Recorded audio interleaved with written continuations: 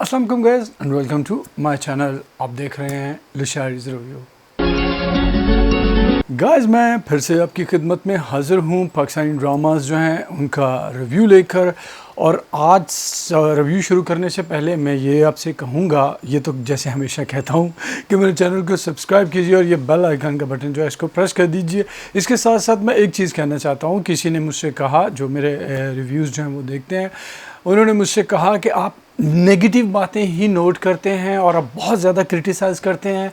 अब थोड़ी सी पॉजिटिव चीज़ें जो हैं वो भी बताया कीजिए ड्रामास की, और उनको जो है थोड़ा सा अप्रिशिएट भी किया कीजिए। यकीन कीजिए मैं बहुत कोशिश करता हूं कि किसी ना किसी ड्रामा में किसी न किसी तरह की कोई अच्छी बात, कोई पॉजिटिव बात जो है वो मैं तलाश करूं और उसके बारे में बात करूं, लेकिन इतने बड़ा गर्क होया पे। हाँ जी, कुछ समझ नहीं आती कि इन सबको क्या हो गया। लेकिन सिर्फ आपके लिए मैं कोशिश किया करूँगा कि कुछ ना कुछ पॉजिटिव चीज़ें जो हैं वो ड्रामास में जो है वो मैं निकाल के ढूंढ ढांड के कहीं ना कहीं से उसकी पॉजिटिव चीज़ों के बारे में भी बात करूं। और इससे जो है ये ना हो कि जैसे आप कहते हैं कि मैं हमेशा नेगेटिव ही बातें करता हूं, मैं क्रिटिसाइज़ ही करता हूं। मैं कोशिश करूंगा कि अगर कोई अप्रिशिएट करने वाली बात है तो उसको भी मैं जो है वो अप्रिशिएट करूं। तो इसके साथ ही जो मैं अपना सिलसिला रिव्यूज़ का शुरू करता हूं, सबसे पहले जिस ड्रामे की मैं बात करूंगा वो ख़त्म हो गया, उसकी आखिरी एपिसोड थी और बात कर रहा हूं मैं रक्से बिस्मिल की। जैसे मैंने अभी आपको बताया कि रक्से बिस्मिल की ये आखिरी एपिसोड थी, और जिस तरह से ड्रामा ड्रैग था उसी तरह से ये एपिसोड भी बहुत ज़्यादा ड्रैग थी। यकीन कीजिए बहुत ज़्यादा बोरिंग और बहुत ज़्यादा लंबी एपिसोड थी वो, इसलिए कि इसमें कुछ ऐसा नहीं हुआ। 5 मिनट की जो चीज़ थी वो पूरे जो है 45 मिनट में दिखाने की कोशिश की गई। इसमें हुआ क्या, जैसे आप सब ने देख लिया होगा, जिन लोगों ने देखा, कि बहुत ही क्लीशेड जो है वो हैप्पी एंडिंग जो है वो की गई। यानी कि मूसा की शादी जो है वो ज़ोहरा से हो गई और सब जो है वो अजीबो गरीब बातें जो हैं वो अजीबो गरीब तरीके से हुई। और जिस तरह से पीर साहब मान गए और जिस तरह से आकर उन्होंने निकाह के दौरान जो है कहा कि निकाह पढ़ाते हुए कहा कि तुमको मूसा कबूल है, तो मुझे वो शाहरुख खान की एक मूवी याद आ गई। उसमें वो सब नाच रहे होते हैं, गा रहे होते हैं, वो गाना था डोली सजा के रखना। और फिर अमरीश पुरी जो है वो आता है और सब जो है सहम जाते हैं, डर जाते हैं, पता नहीं अब क्या होगा। और फिर वो गाना गाता है, मेरी ज़ोहरा जबी तुझे मालूम नहीं। तो ऐसे ही जो है हमारे ये जो हाशिम नदीम है, इन्होंने ये ड्रामा ऐसे ही जो है वो लिखा है कि जिससे बिल्कुल आपको उम्मीद नहीं थी और जिस तरह से उम्मीद नहीं थी, बहुत ही फिल्मी अंदाज में पीर साहब ने जो है वो निकाह पढ़ा दिया मूसा का। उससे पहले क्या हुआ, ये तो हमने एंडिंग देखी।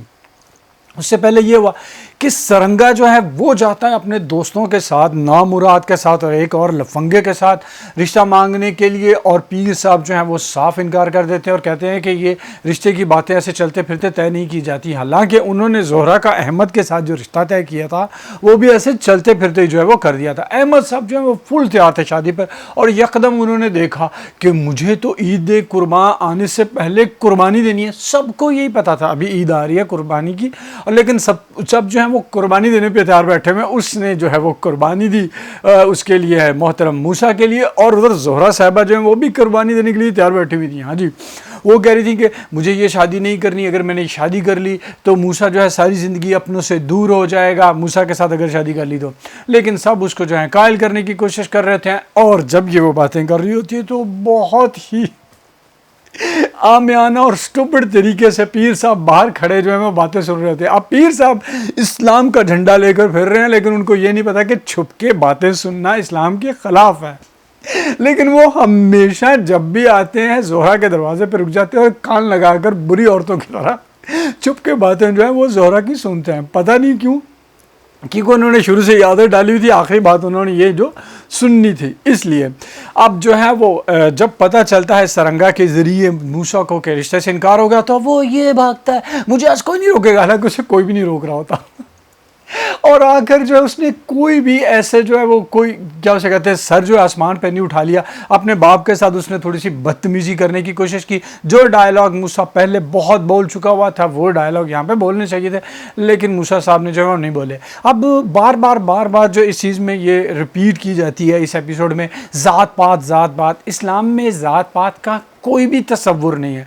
हज़ूर अकरम सल्लल्लाहु अलैहि वसल्लम का आखिरी जो खुतबा है जो उन्होंने आखिरी हज पे जो दिया था, उसका सबसे मेन पॉइंट यह है कि किसी अरबी को, किसी अजमी पे कोई फौकियत नहीं, अल्लाह के सामने सिर्फ वही अच्छा है जिसके अमाल अच्छे हैं। और अब ज़ोहरा बीबी के अमाल जो हैं वो बिल्कुल भी इस काबिल नहीं थे कि उसका जो है वो रिश्ता होता, क्योंकि वो तवाइब थी। ठीक है, वो ताइब हो गई, हमने मान लिया, उसने तौबा कर लिया। जब बंदा तौबा कर लेता है तो हमारे इस्लाम के नज़रिया के मुताबिक यही है, वो ऐसे हो जाता है जैसे कि अभी वो पैदा हुआ है। ठीक है, हमने मान लिया। लेकिन इस चीज़ को बार बार दोहराना, ज़ात बात का कोई ताल्लुक ही नहीं था। ज़ोहरा का वो काम धंधा जो वो करती थी, मसला वो था। ज़ोहरा की ज़ात पात का तो किसी को पता ही नहीं था।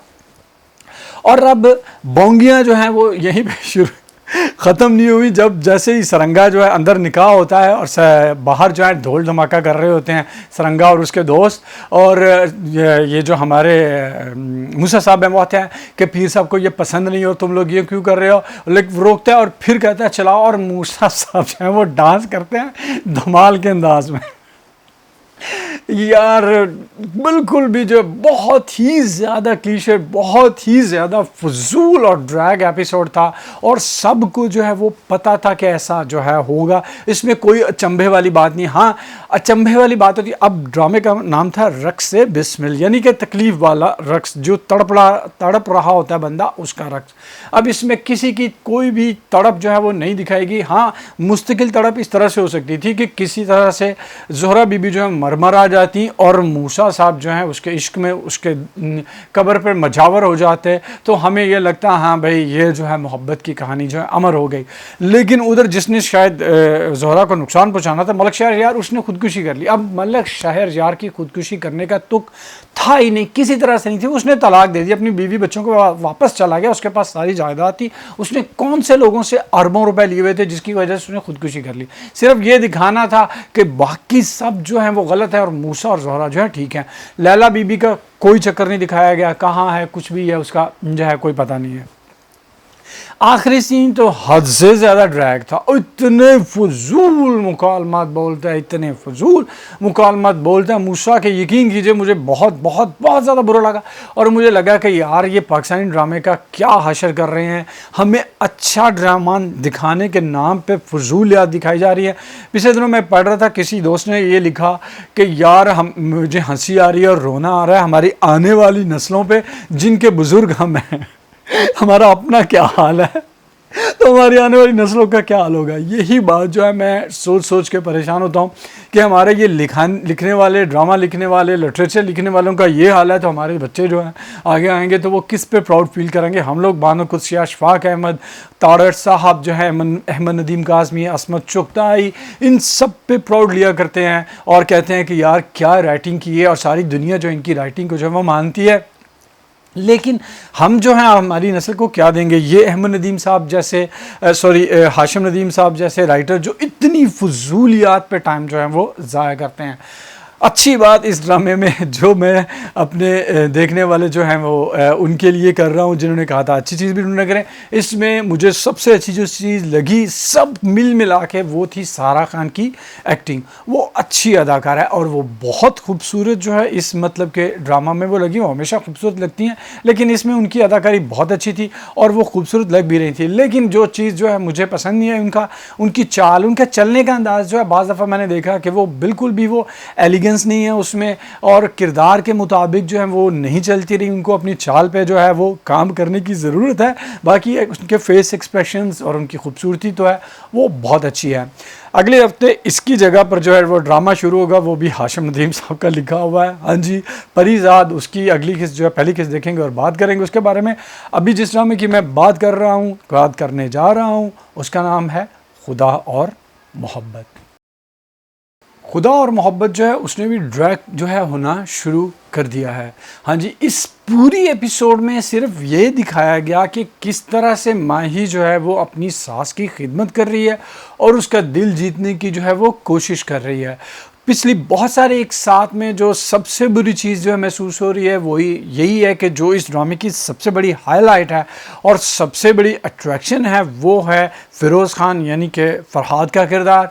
और उसको बहुत ही कम सीन दिए जाते हैं। मैक्सिमम उसका सीन ये दिखा दिया जाता है कि वो दरबार में बैठा हुआ है और खला में घूर रहा है, और अभी वो जो है वो ये दिखाया जाता है कि वो दरबार में बैठा हुआ है और याद कर रहा है और अपने गले में पड़े हुए मोती को जो है हिला रहा है कि जो मोती पता नहीं कहाँ से आ गया। पहली खुदा और मोहब्बत की जो सीरीज़ थी, सीज़न था, उसमें मोती जो लड़की के जूते का था और हमें सब पता चल रहा था, लेकिन ये मोती पता नहीं कहाँ से आ गया है, क्योंकि जो हमारे हाशिम नदीम साहब है इन्होंने मोती तो कोई लाना ही होता है। उसका यही इसका सबसे बड़ा नेगेटिव पॉइंट जो है पिछले सारी एक साथ में जो दिखाया जा रहा है। इस किस्म में ये दिखाया जाता है कि सास का साहिबा की खिदमत कर रही है धड़ाधड़ माही, और सोने के लिए जो है वो छोटे से जो है वो सोफ़ा पे जो है वो सो रही है, और जो है वो दिन रात वो खिदमत करने के बाद फिर भी माई कहती परे हट मैनू हाथ ना लाई। माई जो है बहुत पक्की है।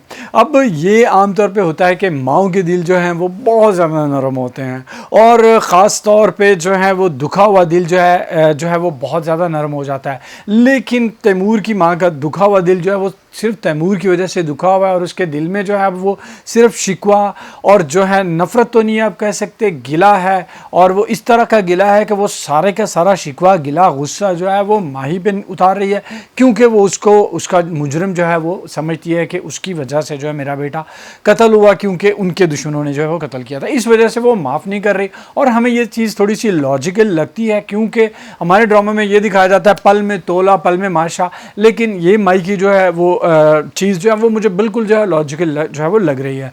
उधर इलॉजिकल बातें जो बिल्कुल गैर मंतकी हैं, बिल्कुल स्टूपिड हैं, वो मुझे लग रही हैं नुमाना की।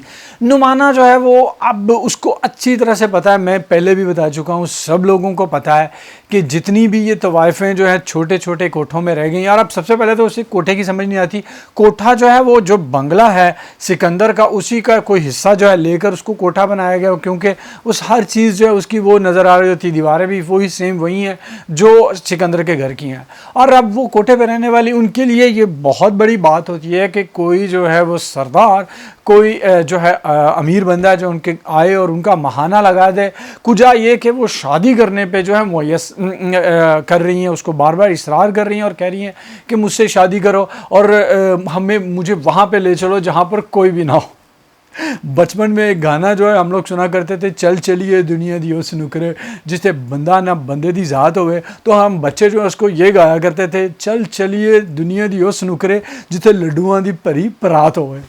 तो ये नुमाना साहिबा भी लड्डुआं दी भरी हुई परात जो है ये हासिल करना चाहती हैं सिकंदर साहब के साथ शादी करने के बाद जो है। तो वो बार बार उसकी ज़िंदगी का मकसद ही अब यही हो गया कि उसने सिकंदर से ही शादी करना। हालांकि शुरू में ये दिखाया था कि उससे वो मिलने के लिए आ जाए, एक दीदार ही हो जाए तो उसके लिए काफ़ी था, लेकिन अब वो शादी पे टिक गई है। उधर जो है उसकी नायिका जो उसकी बड़ी वाली तवाइफ है, उसकी भी अजीबोगरीब सी बातें हैं। बाज़ दफ़ा वो उसे कहती है कि तुम उससे बुलाओ और उसे कहो कि तुमसे शादी करे, और बाज़ दफ़ा ये कहती है, जब अब रुमाना शादी के ख्वाब देख रही तो उसे ये कहती है हमारी शादियाँ नहीं हो सकती, इन कोठों से कहाँ से डोलियाँ उठती हैं, और ये बिल्कुल जो है वो ठीक बात करती है। और उधर शादी हो रही है नाहीद की। हाँ जी, नाहीद और फरहाद ये वाहिद दो कैरेक्टर हैं जो मुझे इस ड्रामे में बहुत अच्छे लगे। नाहीद एक बहुत खूबसूरत अदाकार है, उसका नाम जो है वो मुझे नहीं पता, वो बहुत ही खूबसूरत अदाकार है, उसके एक्सप्रेशंस बहुत अच्छे हैं, लेकिन बदकिस्मती से उसको पता नहीं क्यों जो है वो काम बहुत थोड़ा मिल रहा है। शायद इसलिए क्योंकि वो लाहौर में रहती है और ज़्यादा ड्रामाज जो हैं वो कराची में बन रहे हैं, शायद इस वजह से वो ये दिखाया जाता है कि उधर नाहीद की जो है वो शादी हो रही है और वो बेचारी बहुत परेशान है, और फरहाद के सर पर जूते मारने को दिल चाहता है कि तू इत्थे उल्लू दा पट्टिया दरबार ते बैठा है, केड़ी लगन ला के बैठा है, तेनू घर वाले का कोई ख्याल नहीं है, अपनी माँ का तुझे बिल्कुल ख्याल नहीं है कि जो बेचारी उजड़ी हुई बैठी हुई है इसी इंतज़ार में कि शायद मेरा बच्चा जिंदा है, शायद वो एक दिन वापस आ जाए। इधर माही साहब की सारी जो हैं वो कोशिशें इसी में हैं, जैसे मैं आपको पहले बताया कि किसी तरह सास को जो है वो राज़ी कर लिया जाए। अब सास के कमरे में मैं वो देखता हूँ कि वो जो साइड टेबल पे लैंप्स पड़े हुए हैं उनका जो प्लास्टिक तक नहीं उतारा गया। हाँ जी, अरबों रुपयों के वो जो है ज़मींदार दिखाए गए हैं, और सेट डिज़ाइनर जिस किसी ने भी सेट लगाया है और जो भी देखभाल कर रहा था सेट, उसने ये इसलिए नहीं उतारा कि कहीं यार ये गंदा ना हो जाए। और यार खुदा का खौफ करो, अब तुम अगर इतने अमीर लोग दिखा रहे हो कितने का होगा ये, यानी कि ये दोनों जो है लैम्प शेड जो है कितने होंगे, 40,000 के, 50,000 के।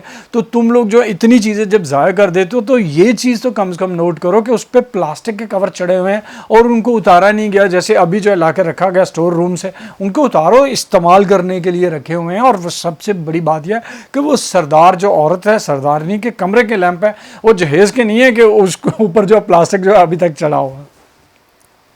इसके बाद सिकंदर साहब जो हैं वो ऑब्वियसली ये नहीं करना चाहते और अब सिलसिला जो है वो ये शुरू होगा, डब्बा पीर। हाँ जी, पहले मैं आपको बात करता हूँ डब्बा पीर। डब्बा पीर मुझे जहर लगता है, बहुत ही जहर लगता है। यकीन कीजिए इतना ज़्यादा वो बुरा करैक्टर जो है वो लिखा गया और उसकी एग्जीक्यूशन, जैसे मैं बता चुका हूँ कि वो साहब जो हैं अच्छे अदाकार हैं, लेकिन उनसे ये रोल बिल्कुल भी अच्छे तरीके से नहीं हुआ जा रहा। और ऊपर से उसकी जो एक्सप्रेशंस हैं, उसका तरीका बात करने का, डायलॉग ख़ास तौर पर वो बहुत ही फजूल और घटिया है। और अब जैसे ऐसे ये लग रहा है कि नाउज़ बिल्ला, जैसे खुदा माफ़ करे, जैसे वो खुदा है, उसे हर चीज़ का पता है। अब वो जो है वो लेके जा रहा है मोहतरम जो है वो फरहाद को उसके घर, और उसे सब पता है कि क्या होना है। शायद वही हाशिम दी में उसने ये ड्रामा लिखा हुआ है कि उसे सब पता है कि क्या होना है। ड्रामे में जैसे मैंने आपको कहा कि ये ड्रैग हो गया हुआ है बिल्कुल। शायद अब जो है फरहाद के सीन जो है ज़्यादा आए तो अच्छा लगे, क्योंकि मेन पॉइंट जो सबको जो अच्छा लग रहा है, ड्रामा बिल्कुल जो है फोकस कर दिया गया माही पे। तो ड्रामे का जिस चीज़ लोगों को अच्छी लग रही थी वो थी फ़िरोज़ खान की एक्टिंग और उसका किरदार जो है फरहाद, और इसमें कुछ भी अच्छा जो है वो नहीं लग रहा था। अब इसमें अच्छी चीज़ जो है वो मैंने ढूंढनी है, जैसे मुझे बताया गया कि मैंने अच्छी चीज़ें भी ढूंढनी है, तो 20% अच्छी चीज़ जो है वो नाहिद है। हाँ जी, जो मुझे पहले से अच्छी लगती है। नाहिद का किरदार जो है वो बहुत अच्छा है। एक टिपिकल किरदार था मोहल्ले की जो नेक्स्ट डोर गर्ल होती है उनका, वो बहुत स्वीट है, अपनी मोहब्बत की खातिर सब कुछ जो है वो कुर्बान कर देने वाली है, और उस अदाकारा ने उस रोल को बहुत अच्छे तरीके से जो किया है। अस्मा अब्बास जो हैं माँ बनी हुई हैं फरहाद की, वो बहुत अच्छी एक्टिंग कर रही हैं। और ये जो हिना है जो किरदार का अदा कर रही हैं तैमूर की वालदा का, वो भी अच्छी एक्टिंग जो है वो कर रही हैं। तो ये हो गए अच्छे पॉइंट। अगला ड्रामा जिसकी मैं बात करूँगा कि वो ड्रामा वाकई में जो है वो आपको इतना गुस्सा दिलाता है कि उसमें मेरे लिए बहुत मुश्किल होगा उसमें अच्छे पॉइंट जो हैं वो ढूंढना। और मैं बात कर रहा हूँ ड्रामा सीरियल फांस की। पाकिस्तान में अभी जो ड्रामास बन रहे हैं वो बहुत ज़्यादा जो हैं वो विमेन ओरिएंटेड होते हैं, ठीक है, और जो इसीलिए बनाए जाते हैं कि औरतों ने ये ड्रामास जो है ज़्यादातर देखने होते हैं, और ये इनकी रेटिंग भी उतनी ही आती है जितनी हमारी ख़वातीन देखती हैं। जितने भी ड्रामे पाकिस्तान में वो सुपर हिट हुए हैं वो ऐसे ड्रामा थे जो यूनिवर्सल उनका आइडिया था, ना तो सिर्फ औरत के लिए थे, ना सिर्फ जो है वो मर्द के लिए थे, इसलिए जो है वो इतने ड्रामा जो हैं वो हिट हुए। जैसे खलीलुर रहमान कमर साहब के ड्रामास जो हैं वो अक्सर जो हैं वो बहुत ज़्यादा धूम मचाते हैं। उमैरा अहमद के ड्रामास जो हैं बहुत ज़्यादा धूम मचाते हैं क्योंकि वो यूनिवर्सल होते हैं। यहाँ पर फांस ड्रामे में सबसे बड़ा मसला ये है कि वो सारा का सारा जो है वो फोकस कर रहा है नादिया पर, जो कि उसकी साहल की अम्मा जान है, और उसको बिला वजह जो है मदर इंडिया जो है बनाया जा रहा है ये दिखाने के लिए कि अगर बच्चे ने गलत किया है तो उसकी माँ जो है उसको सज़ा देगी। हालांकि बचपन से ये होता है कि बच्चे को माँ जो है वो उसको रोने को चुप करवाने के लिए उसकी सारी जायज़ नाजायज़ ख्वाहिशें बातें जो हैं वो सुनती रहती है, और उसको आदत हो जाती है, इवन बच्चे को भी आदत हो जाती है। इनफैक्ट जब बाप से भी कोई बात मनवाना होती है तो पहले माँ से कहा जाता है कि ये बात जो है बाबा से कहें, मुझे ये चाहिए या मुझे ये लेना है या मेरे साथ ये मसला है, क्योंकि बच्चे का ताल्लुक माँ के साथ ज़्यादा जो है वो गहरा होता है। लेकिन यहाँ पर जो है वो अजीब तरीके से नादिया को दिखाया जा रहा है जो आपको बिल्कुल भी कन्विंस नहीं करता। लगता है कि नादिया जो है वो सबसे बड़ी दुश्मन है साहिल की। ऑब्वियसली साहिल जो है एक जालिम इंसान है, उसने रेप किया है और उसको बिल्कुल बख्शा नहीं जाएगा, लेकिन सिराज जो उसका बाप है वो उसको बचाने की कोशिश कर रहा है बावजूद इसके। और मुझे ये समझ नहीं आती है कि सिराज को पता है कि साहिल की असलियत क्या है, लेकिन वो जो ऐसे शो कर रहा है जैसे पता नहीं, हालांकि वो पहले पिछले एक साथ में ये बता चुका है और सबके साथ ऐसे जो है वो बिहेव कर रहा है जैसे उसे बिल्कुल पता नहीं। और नादिया जिसके सामने उसने खुद ये बताया था कि मुझे पता है कि साहिल ने ये किया, उसके सामने भी वो ऐसा करता है और हर बात पे रोता रहता है। हर बात पे जो है वो सिराज जो है वो उसके आंसू जो हैं वो इतने बड़े बड़े गिर रहे होते हैं। ड्रामे में बहुत ज़्यादा नेगेटिव पॉइंट है। अब जब हम देख रहे थे कि पिछली कई एक साल से जो है नादिया जो है ज़ेबा को अपने घर ले आई, किस लिए ले आई थी बिल्कुल नहीं पता था, और उसकी वजह भी वो अजीबोगरीब भोंगियाँ जो है वो बताती है।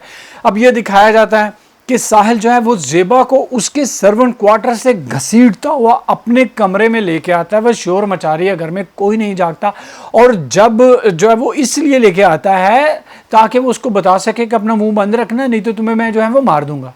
अरे उल्लू के पट्टे, गधे, पागल, तू खोता समझा दूजण, यही गल तू उनके कमरे से नहीं कह सकता, सर्वर क्वार्टर में नहीं कह सकता था। वो सिर्फ इसलिए कि बाद में ज़ेबा पे जो है इल्ज़ाम लगे कि ड्रामे में फजूलियात जो है पहले से क्या थोड़ी कम है, एक और फजूलियात, ये मेरे कमरे में मुझे मारने के लिए आई थी। हाँ जी, ये बहुत ही इतना इरिटेटिंग करने लग जाता है आपको ये ड्रामा बाज़ दफ़ा कि आपको गुस्सा आता है कि यार कुछ तो शर्म करो, कुछ थोड़ी सी जो है हद रखो पागलपन की, बेवकूफ़ी की। लिखते वक्त और एक्टर्स जो हैं वो एक्टिंग करते वक्त, डायरेक्टर जो है डायरेक्शन देते वक्त बताए कि यार ये जो मैं करवा रहा हूँ वाकई ये सही है, थोड़ी देर के लिए सोचो यार, पैसा ही सब कुछ नहीं होता। उसी पे बोंगियाँ जो हैं वो ख़त्म नहीं होती।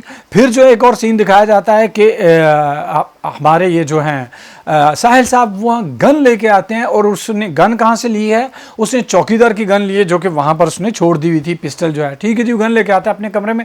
उससे पहले ज़ेबा के पास आती है हफ्जा और उससे कहती है ब्ला ब्ला ब्ला ब्ला बोंगियाँ होंगियाँ, और ज़ेबा से कहती है मेरी बात पर यकीन करो, तुम इस कमरे में छुप जाओ और अभी साहिल जो है वो आ रहा है, उसकी हकीकत तुम्हें पता चल जाएगी।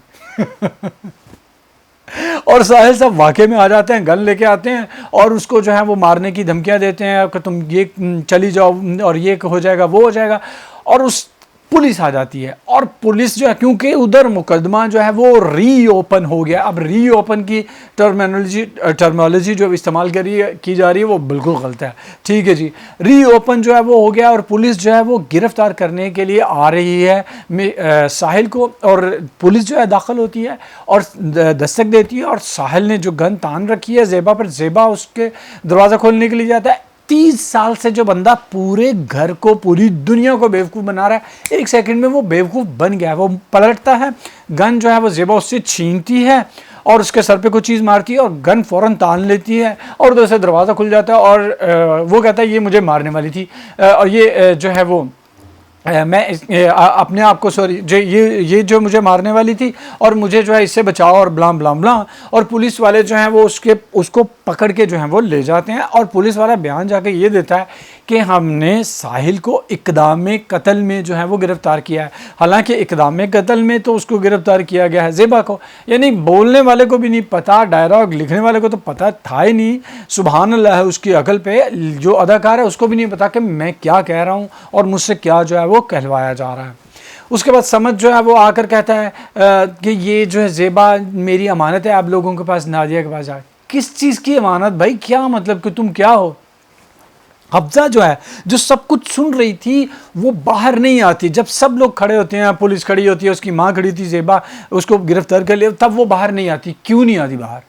और उसके बाद वो बाहर आती है और फिर जब वो कहती है कि माँ सही कह रही है तो उसका बाप और उसकी बहन भी उसके खिलाफ है, यानी कि ड्रामे को और खींचा जाएगा, ड्राई किया जाएगा। और वकील जो है वो उसकी जो है वो ज़ेबा की वकील जो है वो जाकर डॉक्टर को धमकियाँ दे रही है, और मैं तुम्हारा क्लिनिक बंद करवा दूंगी, मैं तुम्हारा हॉस्पिटल बंद करवा दूंगी, ये करवा दूंगी, वो करवा दूंगी। उसकी रिपोर्ट दो असली, और रिपोर्ट जो है वो असली जो है वो जो वो लेके आई है, और चोरी करने के लिए मोहतरम जो है वो पहुँच गए हैं साहिल। बच्चों की जो कहानियाँ लिखी जाती हैं वो भी इन कहानियों से ज़्यादा अच्छी और बेहतर जो हैं वो लिखी जाती हैं। अब क्रिटिसाइज़ तो कर लिया, अच्छी बात इसमें मैंने क्या ढूंढनी है, मैं क्या करूं? यकीन कीजिए अच्छी बात ढूंढना इसमें ऐसे ही है जैसे भूसे के ढेर में जो है आपने कोई सुई ढूंढनी है। तो अच्छी बात इसमें मैं यही कह सकता हूँ कि थोड़ी सी कोशिश कर रहा है शहजाद शेख अच्छी एक्टिंग करने की, लेकिन स्क्रिप्ट में, डायरेक्शन में, किसी चीज़ में कोई जान नहीं है। इस वजह से जो है वो बेचारा बिल्कुल भी कामयाब नहीं हो पा रहा, क्योंकि जब उसने ये कैरेक्टर देखा होगा उसे लगा होगा यार ये बहुत अच्छा कैरेक्टर है, क्योंकि पॉजिटिव और नेगेटिव है, और पॉजिटिव शो कर रहे हैं लोगों के सामने और अंदर से भी नेगेटिव है, तो ग्रे शेड किस्म का ये कैरेक्टर है और मैं शायद जो है इस पर कामयाब हो जाऊँ और लोगों को चौंका दूँ। लेकिन चौंका तो बेचारा उस वक्त सकता था जब इसको जो है अच्छी तरह से एग्जीक्यूट किया जाता। उसकी सारी कोशिशें जो हैं वो बेकार जा रही हैं, क्योंकि ड्रामा जो है इसकी डायरेक्शन हद से ज़्यादा फजूल है और लिखा भी बहुत ज़्यादा फजूल गया है। अगला ड्रामा जिसकी मैं बात करूंगा वो नया शुरू हुआ और किसी ने मुझसे कहा कि आपने उसका रिव्यू करना क्यों नहीं शुरू किया, तो मैंने उसकी ये सेकंड एपिसोड थी, पहली मैंने देखी फिर ये सेकंड देखी और उसका नाम है डोर। डोर ड्रामा जो है वो नया शुरू है। ये डोर दरवाज़ा वाला नहीं, वो जो डोर होता है उसका डोर है। तो ये नया शुरू हुआ है और यकीन कीजिए किसी ने मुझसे कहा कि आप इसका रिव्यू जो है वो भी कीजिए। मैंने इसका पहला एपिसोड नहीं देखा था, जैसे मैंने आपको बताया, फिर मैंने इसका पहला एपिसोड देखा, दूसरा एपिसोड जिसकी आज मैं बात करूँगा वो देखा, और यकीन कीजिए मैं बहुत ज़्यादा जो है वो मायूस हुआ, क्योंकि ये ड्रामा हद से ज़्यादा मुतासर है जो स्टार प्लस के ड्रामाज हुआ करते थे किसी वक्त में उससे। इवन यही नहीं है कि इवन के लोगों के जो गेटअप हैं वो भी ऐसे ही। मुझे अच्छी तरह से याद है स्टार प्लस के एक आध ड्रामाज जो है चलते थे, हम लोग देखा करते थे, तो उसमें हीरोइंस जो हैं जो वैम्प जो ख़वातीन होती थी, उनके बाल, उनके आंखों के लेंस और कपड़े वो अजीबो गरीब से जो होते थे, हमें लगता था कि ऐसी औरतें होती हैं।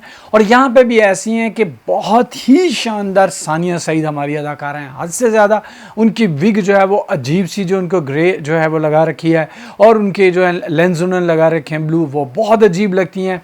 और घर में एक मुलाजमा है चिश्ती पोरो चिश्ती के नाम पे, वो कार्टून लगती है। उसने सर पे जो है अजीब तरीके से स्कार्फ बांध रखा है कि जो बिल्कुल भी किसी भी किस्म के मुल्क तबके या इस्लामी रूह से वो कभी हमने नहीं देखा। वो अजीब सा जो है वो स्कार्फ उसने बांधा हुआ है। तो वो उसके बाद जो इसकी कहानी है वो भी उसी चीज़ पे बेस करती है जिस पे पाकिस्तान के हर एक ड्रामे की कहानी बेस कर रही है आजकल। और शायद आपको समझ आ गया, वो है सिंड्रेला।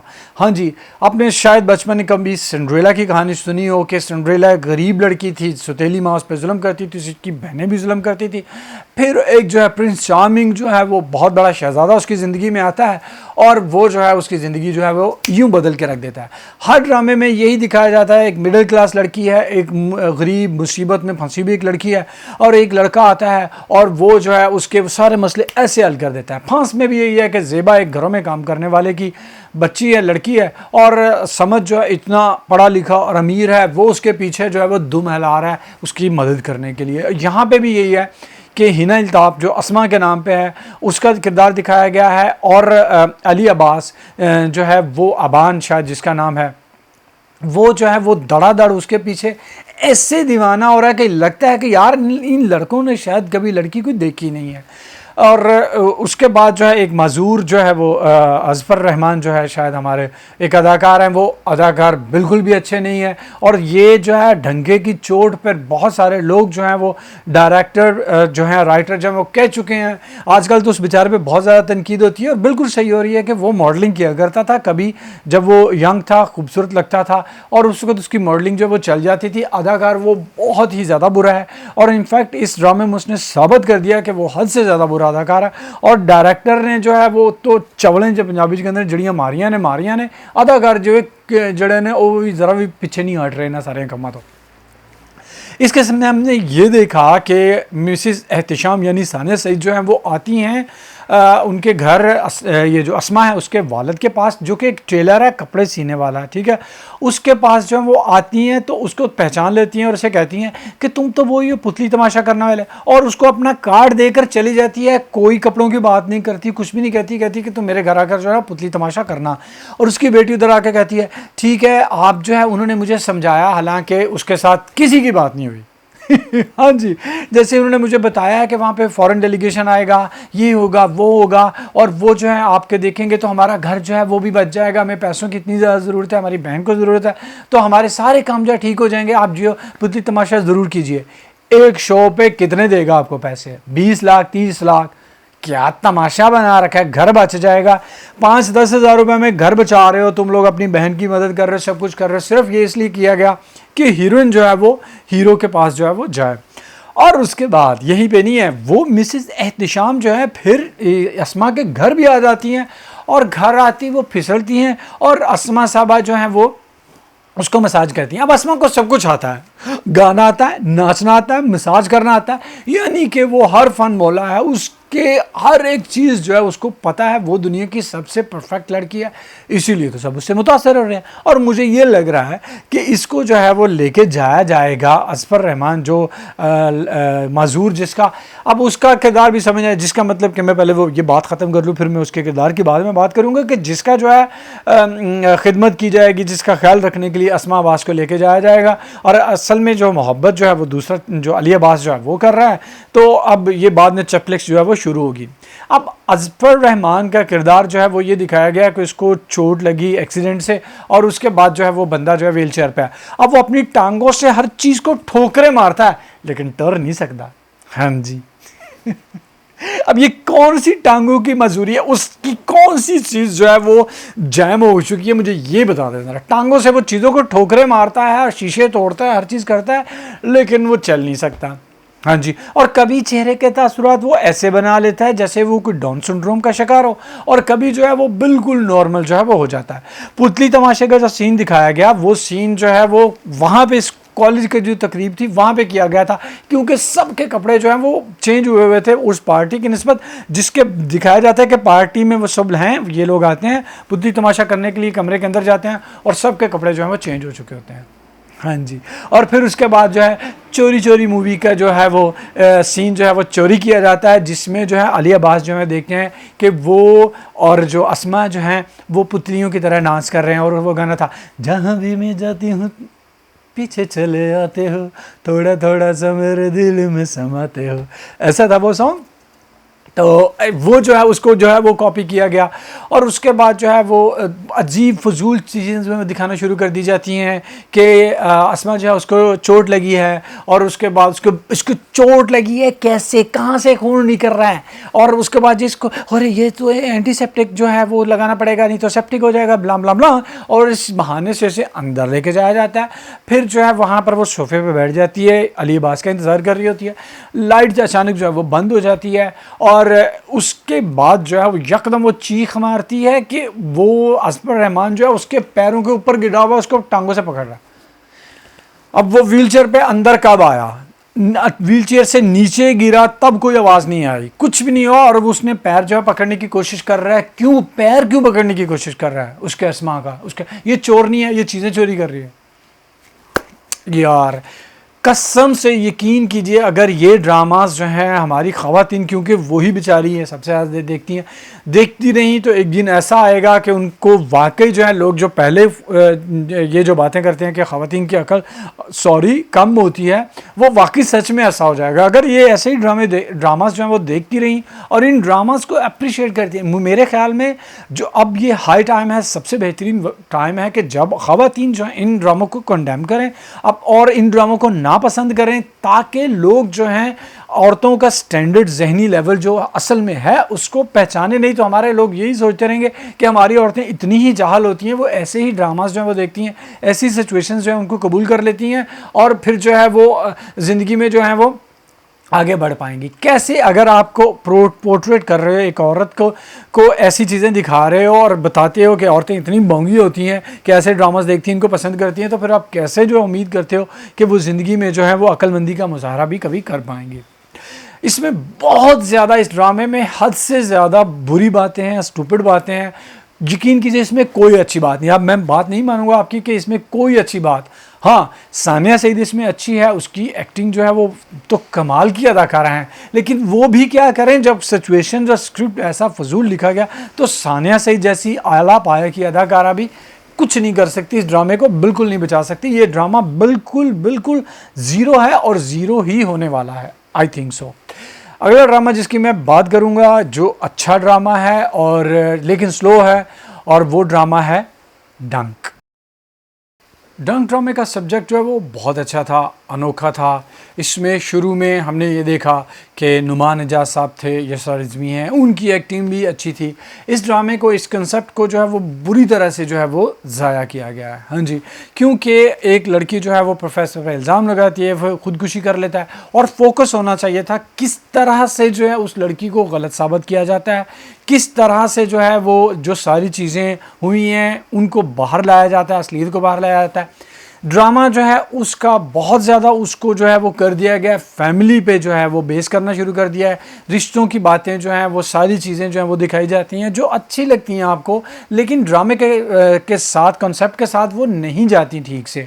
और उसके बाद अच्छी अदाकारी के बहुत सारे जो पीसेस जो हैं वो ज़ाया हो जाते हैं, क्योंकि ड्रामा जो है, जैसे मैंने आपको कहा कि वो ऊपर नीचे होता रहता है, ड्रामा जो है अपने ट्रैक से हट जाता है। ड्रामे की ये चीज़ समझ नहीं आती कि असल मकसद ड्रामे का जो है वो क्या था, सस्पेंस नहीं रहता।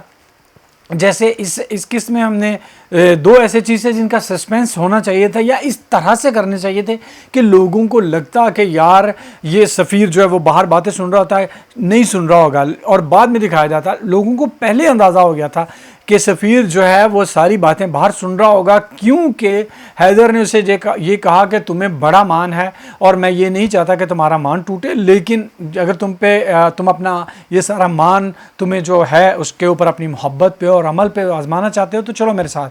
और हम सबको पता था वो बाहर जो है वो सारा सुन रहा होगा या रिकॉर्ड की जा रही होंगी ये बातें, और वो सारा सीन जो इस तरह से किया जाता है कि अमल जो है वो सारी बातें अपने मुंह से दोहराती है और हैदर जो है उससे कहलवाता है वो सारी बातें, और सफ़ीर बाहर सुनता है।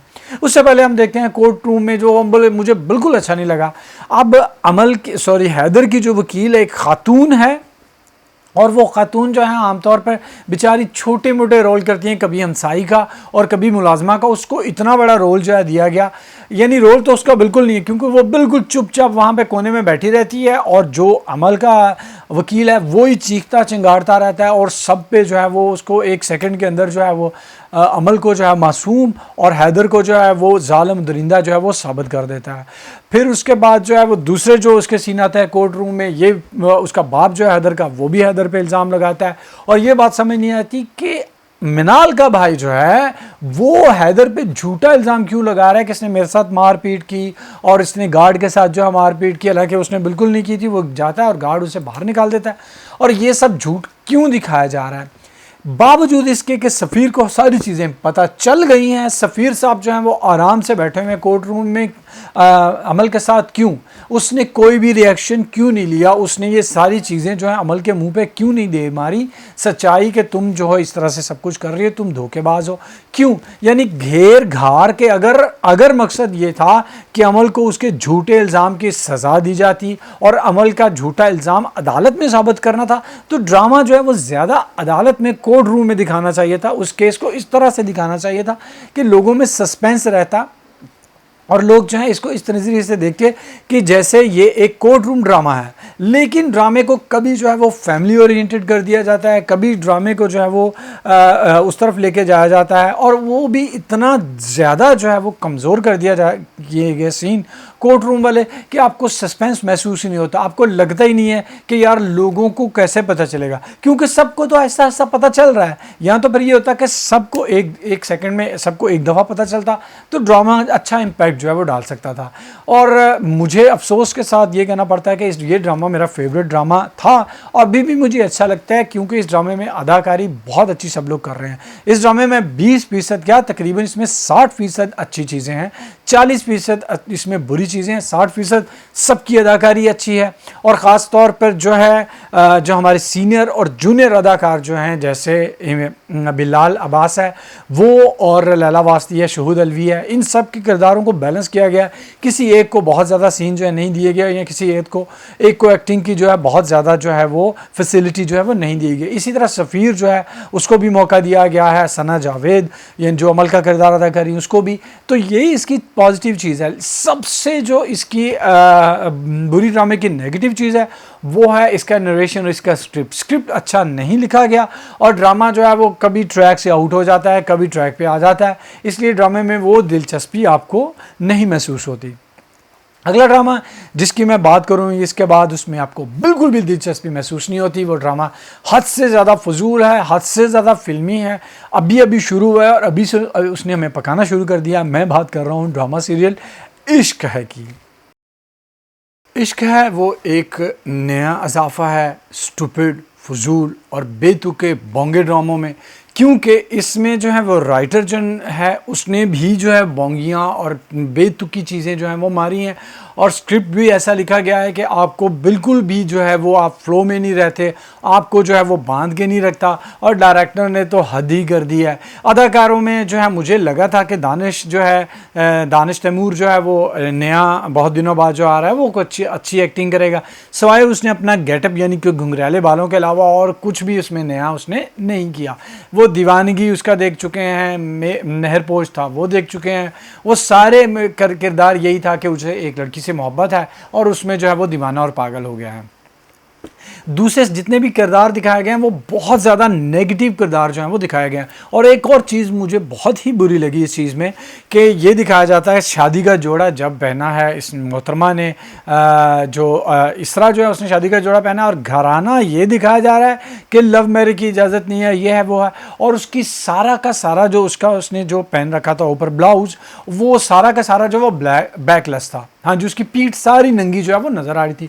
अब तुम लोग बड़ी बड़ी बातें करते हो और इज़्ज़त की और गैरत की, और लड़की का लिबास जो है शादी में सब कोई हर कोई उसे देख रहा होगा और वो ऐसा पहना के लेके जा रहे हो। मुझे इस चीज़ की समझ नहीं आई कि क्या नंगापन जो है वो दिखाने की कोशिश जो है वो की गई है। और उसके बाद जो है उसका भाई जो है वो बात करता है। अब इस किस्म में ये दिखाया गया सबसे पहले कि शादी के लिए जो है वो शादी हो रही है, उससे पहले मेहंदी दिखाई जाती है। मेहंदी के सीन जब दिखाए जाते हैं, दिखाया जाता है कि इसरा जो है वो टेरेस पे खड़ी है और वो नीचे जो अपने बाप को देखकर जो है वो हल्का हल्का सा दुखी अंदाज में मुस्कुराती है। अब वो ये सीन इतने ज़्यादा ड्रैग किए जाते हैं क्योंकि इसकी दो एक साथ जो है दिखाई जाती हैं एक दिन में, और असल में होती एक किस्त है, सिर्फ सीन ड्रैग कर करके दो किस्तें जो है बनाने की कोशिश की जाती है। और उसके बाद वो नीचे आती है और अब वो उसका हारस जो उसका मंगेतर है, एक बेगैरत और घटिया इंसान जो है वो दिखाया गया। हालांकि उसको जो है वो यूरोप पलट दिखाया गया कि यूरोप से गया हुआ पाकिस्तान में। यूरोप में ऐसे बिल्कुल लोग नहीं होते, यकीन कीजिए। यूरोप में जितने भी पाकिस्तानी है वो पाकिस्तानियों से ज़्यादा पाकिस्तानी और पाकिस्तानियों से ज़्यादा अच्छे मुसलमान जो हैं वो हैं और बहुत अच्छे तरीके से रहते हैं, उनमें अकल सेंस जो है वो होती है। अब इसको अजीब छिछोरा और बोंगा और बेहुदा जो है वो हारिस को जो है वो दिखाया गया है। हारिस जो है वो क्या करता है, तस्वीरें जो है वो बनाता है और तस्वीरें जो है वो भेज रहा है किसको, शाहजेब को। हाँ जी, अपनी तस्वीरें मंगनी मेहंदी की तस्वीरें वगैरह सबसे पहले शाहजेब के पास फ़ोन कहाँ से आ गया, शाहजेब का फ़ोन नंबर जो है हारिस के पास कहाँ से आ गया, कहाँ से मिल गया उसको ये फ़ोन नंबर जिस पे वो उसके जो है वो भेज रहा है तस्वीरें। उससे ये कह रहा है कि तुमने ख़बरदार जो आकर मेरी शादी ख़राब करने की कोशिश की, तुम ये क्यों कर रहे हो, पागल हो क्या, बेवकूफ़ हो क्या, दिमाग तुम्हारा, मतलब ये ऐसी बेतुकी चीज़ें जो हैं इसमें की जा रही हैं। उसके बाद दोबारा ये सीन दिखाया जाता है कि ये इसरा बीबी जो है फिर से टेरेस पे चली गई और उसकी माँ उसको आकर ये कहती है कि हमारी इज़्ज़त का ख्याल रखना और ये और वो, यानी कि पहले वो सीन कर लिए गए थे, एक को बाद में लगा दिया गया और एक को जो है वो पहले लगा दिया गया। उसके बाद उससे पहले हमने देखा कि शादी का कार्ड जो है वो ये मोहतरम जो है हारिस साहब इन्होंने भेजा था शाहजेब को और उसको फ़ोन भी किया था, ख़बरदार तुम आए और ये और वो। हारिस का किरदार हद से ज़्यादा फजूल जो है वो दिखाया गया है और यही फजूल नहीं, उसके भाई का किरदार जो है वो भी फजूल दिखाया गया है। अब उसका भाई जो है अपनी बीवी से कह रहा होता है कि जिस तरह से ये जो है वलीमा वाले दिन जो है उस लड़के को लेकर हम सबके सामने आ गई थी, कोई गैरतमंद भाई होता तो इसको फ़ौरन वहाँ पे मार देता। तो इसका मतलब तुम बेगैरत हो, अपने आप को खुद बेगैरत कर रहे हो अपनी बीवी के सामने। और सबसे बुरा मैसेज जो इसमें ये दिया गया है जो होता है असल में सारी किस्में, जो एक मेन चीज़ जो है हुई है वो ये है कि शाहजेब साहब जो हैं वो घटियापन की इंतहा कर देते हैं कि वो ब्यूटी पार्लर में जब मोहतरमा जो है इसरा जो तैयार होने के लिए जाती है उसको धोखे से बाहर बुलाता है और उसको अगवा करके जो है वो ले जाता है। अब वहाँ पर उसका भाई जब जाता है और वो कहता है मैंने CCTV पे खुद देखा है कि वो अपनी मर्ज़ी से जो है अपने बाप को वो कॉल करके कहता है कि अपनी मर्ज़ी से जो है ये गई है इसरा जो है शाहजेब के साथ, हालांकि वो उसको बेहोश करके लेके गया। हाँ जी, कौन सा CCTV तुमने देख लिया। और फिर जो है वहाँ पर उसका बाप जो है वो परेशान है, सब परेशान है। और उधर जो है मोहतरमा जो है उसको वो ले गया है अगवा करके शाहजेब। कैसे तुमने एक दुल्हन बनी हुई लड़की को ले गए मुझे ये बताओ। और वो जब वो लेकर जाता है और वो जब वो जागती है बिस्तर पे तो वो परफेक्ट बिल्कुल वैसे के वैसे दुल्हन बनी हुई है। तुम यहाँ उठा के ले गए, ऐसे उठा लेके, उसके जेवरात कुछ तो ख़राब हुए होंगे, दुपट्टा ख़राब हुआ होगा, कुछ नहीं थी। और फिर वहाँ पर जब वो जागती है तो वो ये कहती है कि मेरी तो शादी है, मैं यहाँ पे क्या कर रही हूँ, और भागती है। यानी कि ना उसको गुस्सा आता है, ना उसको नफरत महसूस होती है, ना उसको डर लगता है कि ये सब कुछ कह रहा है। बहुत बुरी एक्टिंग की मिनाल खान ने यहाँ पर, बहुत ज़्यादा बुरी। वो उस अच्छी अदाकारा है ही नहीं, अच्छी सूरत की वजह से जो है वो ड्रामों में चल रही है, और इसमें तो बहुत ही ज़्यादा बुरी एक्टिंग जो है वो कर रही है। उसकी आवाज़ जो है वो बिल्कुल सेम वही आवाज़ है, वो उसको ज़रा भी चेंज करने की कोशिश नहीं करती। चाहे धीमे लहजे में बात कर रही हो, चाहे ऊंची टोन में बात कर रही हो, वो एक जैसी जो है उसकी आवाज़ जो है लगती है। और फिर उसके बाद घटिया तरीन सीन जो आता है कि ये जो शाहजेब हैं वो गन निकालता है और कहता है कि मैं अपने आप को मार लूँगा, मेरे साथ शादी करो, निकाह करो, अब भी करो, मैं जो है वो 10 गिन रहा हूँ। बहुत बुरा सीन था, हद से ज़्यादा बुरा सीन था, और हद से ज़्यादा बुरा सबक जो है वो दिया जा रहा है कि अपने आप को गन पॉइंट पर रखो और लड़की से कहो।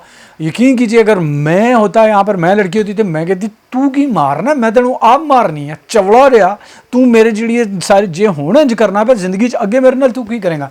जो बंदा जो बंदी आपको खुदकुशी की धमकी दे और आपसे कहे कि मुझसे प्यार करो या मुझसे शादी करो, उन्होंने लाल लितर लो तो सिर दे 10,000 मारो, क्योंकि जो हूँ तुहाडे इंज करता पे सारी जिंदगी तुहानूं धमकियां ही देता रहेगा। हाँ जी, और तुहाडे सारी जिंदगी यही काम करवाता रहेगा। इसलिए मोहब्बत में ना तो ये धमकियां, ना मैं ये कर दूंगी, मैं वो कर दूंगा चलता है। वो चलता है एक अंडरस्टैंडिंग, और अंडरस्टैंडिंग होती है जब दिमाग इस्तेमाल किया जाए, उस वक्त नहीं जब कुछ और इस्तेमाल करके लोगों को जो है ब्लैकमेल किया जाए। और ये बहुत ही बुरा चीज़ जो है वो दिखाई गई है। अब जो है वो निकाह हो जाएगा, फिर वो वापस चली जाएगी, उसका बाप मर जाएगा। प्रोडिक्ट कर सकते हो आप, आपको अच्छी तरह से पता है कि क्या हो रहा है ड्रामे में और क्या होना है। बिल्कुल भी ड्रामे में कोई जान नहीं है। और मैं जिस चीज़ पे मुझे गुस्सा आता है कि छोटे छोटे बच्चों को, क्योंकि ये ड्रामा जो है टीनेजर्स जो हैं वो भी देखते हैं, उनको ये सब सिखाया जा रहा है कि ये है इश्क, ये है मोहब्बत, ये है इश्क। और इश्क साढ़े प्यो ने भी नहीं कभी किया होना, जो उन्हें किया होता तो चंगी औलाद ही पैदा कर लेता। इश्क का मतलब होता है कि अपना आप फना कर दो, और जो जिससे आप मोहब्बत करते हो उसी की खुशी जो है उसके आगे सर जो है आप झुका दो, बजाय इसके कि अपना गन उठाकर कहो और मैं अपने आप को मार दूंगा, मैं ये कर दूंगा, वो कर दूंगा, और मुझसे प्यार करो। अगला ड्रामा जिसकी मैं बात करूंगा वो है दिल ना उम्मीद। दिल ना उम्मीद नहीं, एक बेहतरीन मिसाल है कि कैसे इतने बहुत सारे अच्छे अदाकारों को इतनी अच्छी तरीके से जो है वो ज़ाया किया जाए। हाँ जी, यकीन कीजिए मुझे गुस्सा जो है वो आ रहा है, और जैसे जब भी मैं इस ड्रामे को देखता हूँ तो मुझे अफसोस होता है कि यार इतने बेहतरीन अदाकार जो हैं, जैसे नुमान एजाज हैं, यसरा रिजवी हैं, उमैर अहमद हैं, और उसके बाद जो है यमुना जैदी जो हैं, वो वहाज अली भी एक अच्छा अदाकार है। इन सब अदाकारों को किस तरह से जो है वो ज़ाया किया गया है एक फजूल किस्म के स्क्रिप्ट पे। आमना मुफ्ती एक बेहतरीन जो है वो राइटर रही हैं, जैसे मैंने आपको पहले भी बताया होगा, इनका उल्लू बराए फ़रोख्त नहीं, एक बेहतरीन किस्म का जो है वो ड्रामा था। और वो मैंने जब ड्रामा देखा था तो वो पहला ड्रामा था जिसने मुझे इतना मुतासर किया था, और मैंने सोचा था कि आमना मुफ्ती जो है एक इतनी अच्छी राइटर जो हैं वो हैं कि वो जो इंसानी नफ्सियात होती है उसकी गहराई में जाती हैं और अंदर से ऐसी चीज़ बाहर निकालती हैं और आपको बताती हैं जिसकी आपको उम्मीद भी नहीं होती। लेकिन बिल्कुल उन्होंने यहाँ पे भी ऐसा किया, आपको बिल्कुल उम्मीद नहीं थी कि इतना फजूल स्क्रिप्ट जो है वो लिख सकती हैं। इतने अच्छे कॉन्सेप्ट को, इतने अच्छे आइडियाज़ को, ख़वातीन के हकूक़ के लिए लिखे गए इस ड्रामे को बिल्कुल ही उल्टे तरीके से जो है वो दिखाया जा रहा है। और मुझे मेरे ज़हन में वो बचपन में पंजाबी की सुनी कहावत जो याद आ रही है, रन्ना दे खेखण। जिस किसी को नहीं समझ आएगी मैं उसको बताता हूँ। खेखन का मतलब शायद होता है ड्रामेबाजियाँ, यानी कि वो किस तरह से जो है वो उल्लू बनाती है। अरे ना, यानी कि ख़वातीन औरतों के जो हैं वो लोगों को या मर्दों को उल्लू बनाने के तरीके, तो पंजाबी में से कहते हैं रन्ना दे खेखन।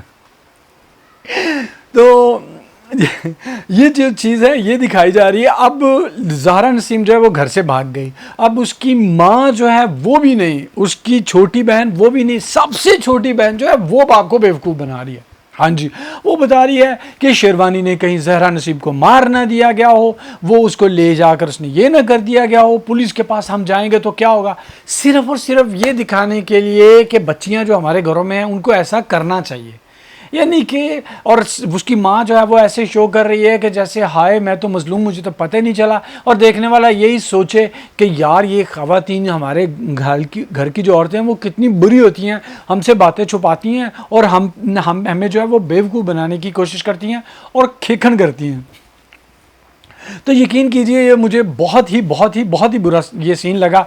उससे पहले सुंबल को ये दिखाया गया कि सुंबल जो है उसने अपने बाप के साथ जो उसको इश्क था, मोहब्बत थी, जो आइडियल उसको अपने बाप को समझती थी, वो सारा बुत धड़ाम से जो है वो गिर गया और अपना सारा इल्ज़ाम जो अपनी ज़िंदगी की तबाही का, बर्बादी का उसने अपने बाप पे लगा दिया, क्योंकि किसी ने ये कह दिया कि तुम्हारे बाप ने जो है तुम्हें बेच दिया था, तुम्हारी शादी नहीं हुई थी। हालांकि उसका बाप उससे बेहद शदीद मोहब्बत करता था। और ये जो चीज़ जो है वो अजीब तरीके से जो बयान की गई है, और यमुना जो है उसको अपने बाप की सारी कही हुई बातें, सारी मोहब्बतें, हर चीज़ जो है वो यकदम जो है वो भूल गया और उसे अब ये चीज़ जो है वो याद है। दूसरी तरफ मैंने आपको पहले बताया था कि मुझे लग रहा है कि नुमान इजाज़ साहब जो हैं वो असल मेन विलन है, और ऐसा ही आगे जो है वो साबित किया जा रहा है।